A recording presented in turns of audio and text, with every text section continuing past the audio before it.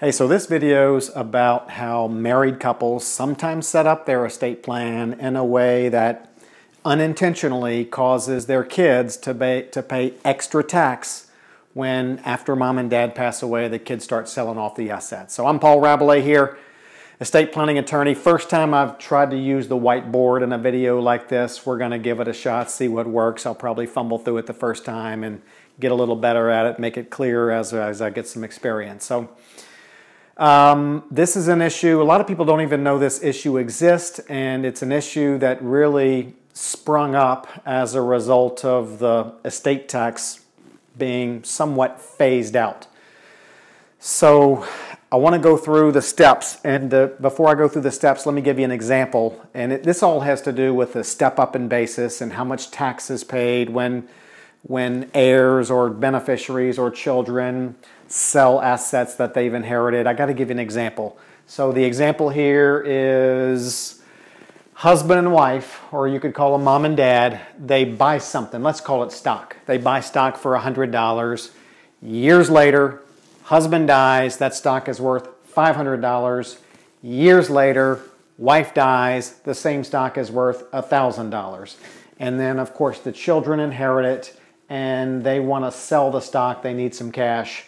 How much tax do they have to pay? Well, it all depends on how mom and dad set things up. So the traditional way that mom and dad would set things up until recently really messed things up, because the traditional way for married couples to set things up was all about avoiding estate tax. Don't let the assets of the first spouse to die become included in the estate, in the survivor's estate. That might cause the survivor's estate to creep up, and there'll be a 50 or 55% estate tax due when the surviving spouse dies later. That's not a concern anymore. People can leave, 11.2 million free of estate tax, and which means married couples can leave 22.4 million free of estate tax. And our new portability law says that the surviving spouse gets to use the unused exemption amount of the first spouse to die. So married couples 22.4. Most married couples laugh when they hear that, that's the limit. And so keeping assets out of the estate of the surviving spouse to avoid estate tax isn't an issue anymore. But the problem is when you have a plan in place that is designed for that. Sure, everything gets a step up in basis when the first spouse dies, so the new basis is $500. That's great for surviving wife if she wants to sell it. But then the wife's portion of the estate under the traditional estate planning doesn't get another step up in basis when she dies, and so when the kids go to sell it, they're going to incur a significant amount of capital gains tax. So if you go back and now as that married couple arranges things, if they can arrange it so when the husband dies, his assets get included in the estate of the surviving spouse, that's okay for estate tax purposes because they're not going to be over 22.4 million. And so we want the assets of the first spouse to die to be included in the surviving spouse's estate because everything in the surviving spouse's estate gets a step up in basis again when the surviving spouse dies. So you get what's called the double step up. And so now when husband dies, everything gets a step up. But now if you do it right, when wife dies, everything gets another step up. That never happened under the traditional kinds of estate planning where when the husband, for example, died, he left his estate in a trust.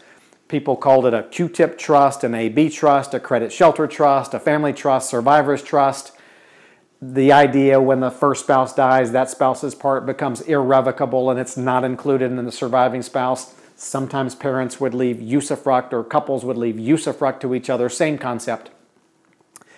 So a simple solution, and there's different solutions, some are simple, some are more complicated, depends what you need. A simple solution is when husband dies, he leaves his wife, maybe through his will, the ownership of what he has, so all of his things are included in her estate, gets another step up. Or if they have a trust together, after husband dies, the wife can revoke, has the ability to revoke the entire trust, makes it part of her estate. And again, so everything gets a step up in basis when the surviving spouse dies. Now, maybe there's some non-tax reasons to avoid doing that. Blended family, keep assets protected for the children in the event that the surviving spouse gets remarried and tries to leave those assets to the surviving spouse. But at least it's a point that should be discussed. Gotta be discussed on the front end when the married couple is arranging things, because once it's not right and one spouse dies, you often can't go back and fix it. You're stuck with forfeiting the double step up in basis.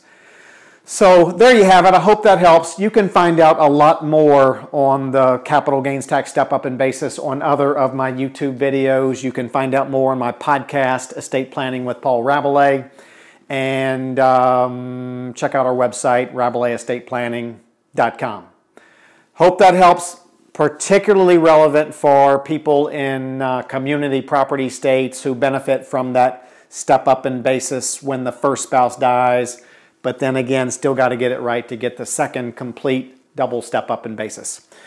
Y'all take care of business ahead of time. If you have some comments or some experiences, keep it positive. Write them in the comments below. Trying to educate as many people. If you have some life experiences that you can share about this to help others, write that in the comments. Subscribe to the podcast, the YouTube channel. We're going to get you lots more information. Take care.